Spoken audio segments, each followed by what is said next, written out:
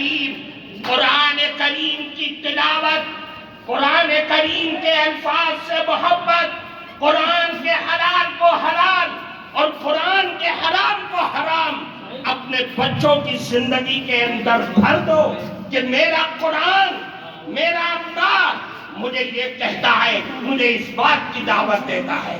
میرے بھائیوں، قرآن ہماری زندگی کا دستور ہے، قرآن ہمارا آئین ہے، آئین شریعت ہے۔ قرآن کو لازم پکڑنا ہوگا۔ یہ جمعیت علماء کے اسٹیج سے آپ کو دعوت دی جا رہی ہے۔ اللہ کے نبی نے فرمایا الا انہا ستکون فتنہ، اے لوگوں آگاہ ہو جاؤ، فتنے آئیں گے، آزمائشیں آئیں گی، بلائیں آئیں گی، دنیا کی بھی آئیں گی اور آسمانی بھی آئیں گی۔ صحابہ کے کلیجے ہل گئے۔ فرمایا اے اللہ کے نبی من مخرج منہا یا رسول اللہ، ان فتنوں سے نکلنے کا راستہ کیا ہوگا؟ اللہ کے نبی نے فرمایا کہ قرآن ہے، قرآن ہے۔ کیوں؟ فیہ نبأ من کان قبلکم وخبر ما بعدکم وحکم ما بینکم۔ یہ قرآن ہے جس میں تمہارے پچھلے لوگوں کے حالات کی بھی اطلاع ہے، تمہارے بعد میں آنے والے لوگوں کی بھی خبر ہے، اور تمہارے جھگڑوں کا فیصلہ بھی اسی قرآن میں موجود ہے۔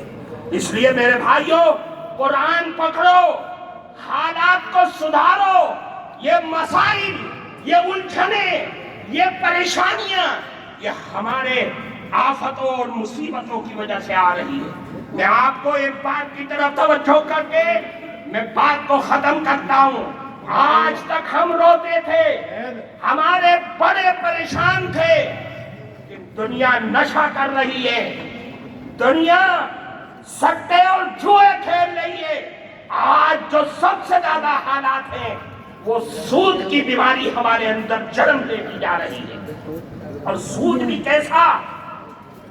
بینک کا سود نہیں، ساہوکاروں کا سود نہیں، بنیاؤں کا سود نہیں، وہ بندھن بینک، وہ جگہ جگہ گاؤں اور دیہاتوں میں جہاں سود اور قرض دینے والے وہ چور بیٹھے ہوئے ہیں جو صرف عورتوں کی آئی ڈی پر عورتوں کو ہی دیتے ہیں، ان کے نمائندے عورتیں ہیں۔